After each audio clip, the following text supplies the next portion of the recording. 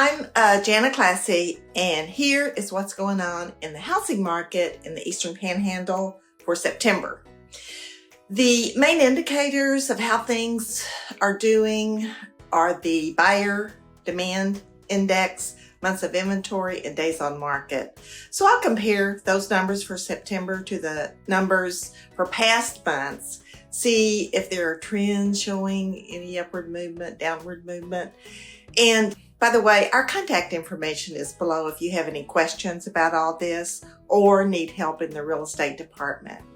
So first thing, home buyer demand index.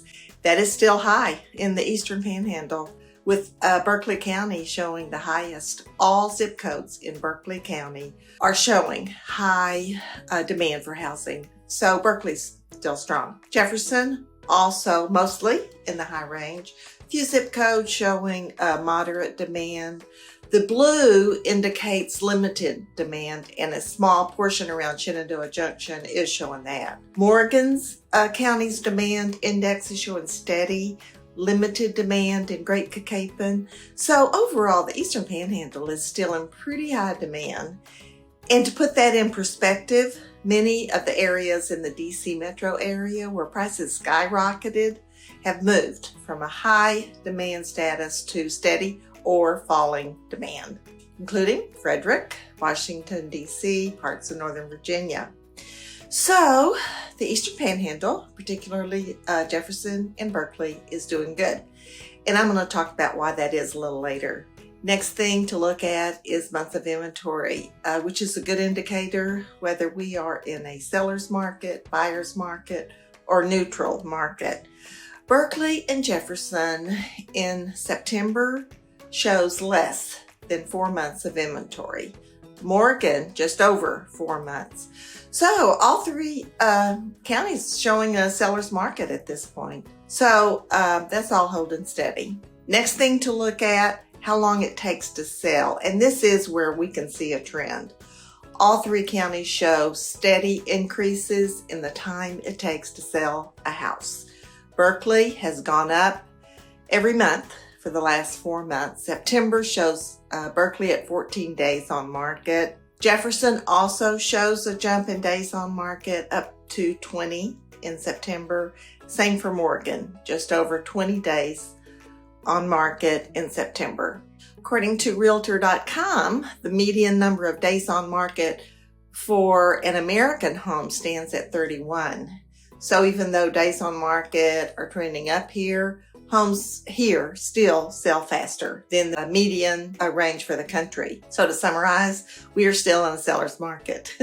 Buyer demand is still high, and even though days on market is less than the median for the country, that number is trending up. So it's taking longer to sell a home here. The frenzy we were experiencing is slowing down, and that's not necessarily a bad thing. As far as predicting what's ahead, here's some interesting things to consider.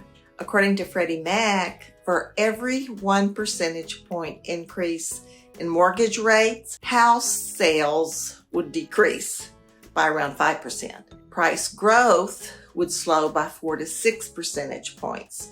So to simplify this, if values are increasing by 15% a year, a mortgage rate of 1% would decrease price growth by 6 points. So the value increase would drop to 11%. And just to clarify, that's a drop in price growth, not a drop in actual price. So 300,000 house, instead of going up 45,000 in a year, price would go up 33,000 with a 1% rise in mortgage rates.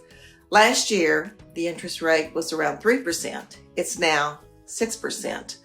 So that would indicate a decrease in price growth of 18%. And in some cases, houses went up 50% in a year. So using that formula, 3 points interest would drop that 50% down to 32%. So prices would still go up, but not as much as the crazy rise in prices over the last year, which was just not sustainable. And this formula is not going to apply to every area. Some areas will experience a larger drop than that.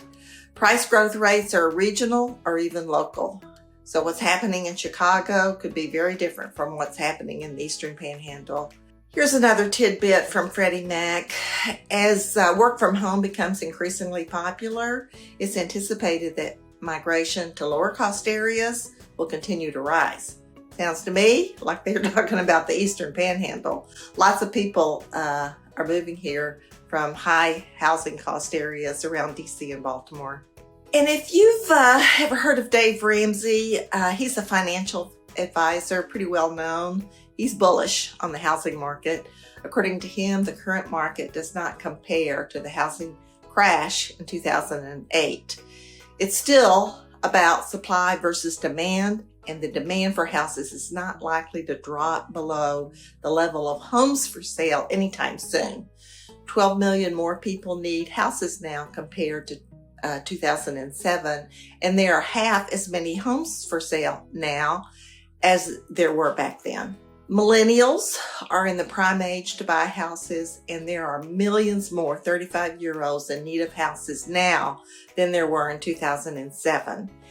And even though there are more people who are likely ready to buy a home, there are fewer new homes being constructed. So the number of buyers would have to go down dramatically before the house market prices go down. And because of the factors I just quoted him saying, that is not likely to happen. He says price growth may slow down or even out, but price drops are not likely. You know, I really like Dave Ramsey. I think he's a no BS guy, and he's pretty smart. Over there to the right next to me is a video you should check out. It's about the type of home you can buy in this area in different price ranges.